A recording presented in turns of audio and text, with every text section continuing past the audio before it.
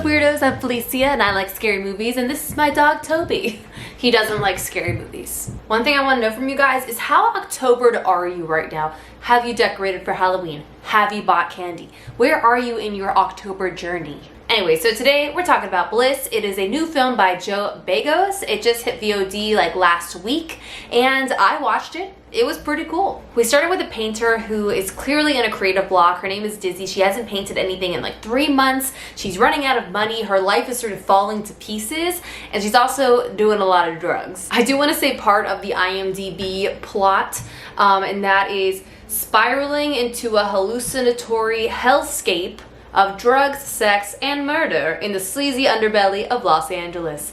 And I will say that is a pretty good representation of this film. Basically, the entire thing is filmed like a drug trip. It is extremely trippy, but very fun to watch at the same time. The color palette of this movie is very, very exciting to me. And the overall story is pretty exciting. It's sort of like a what will you do for your art? How far will you go for your art? What are you willing to give up for your art? Those kind of questions are sort of what's surrounding this film, and that's pretty cool to me. One thing I really like is how far over the top they go with the sex and the gore in this movie. I think it really pushes the envelope, if you will. It is really over the top with that stuff, but I do think it's a little lacking in character development and some story aspects of it. The story needs a pretty simple plot, I would say, and the characters, to me, because we spend so much time in these sort of drug-infused states with our main character of Dizzy, I feel like I wish I could have gotten to know her a little bit outside of that. When she's going through all this crazy stuff, I can know what the difference is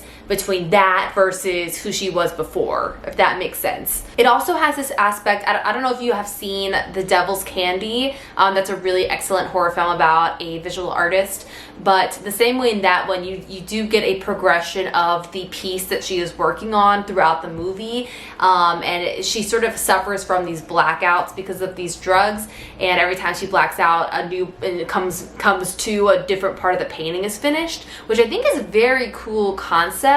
And it's very exciting for her to wake up and then see what has come of her masterpiece from whatever she did that night. There's also a very, sorry, this is Toby's head.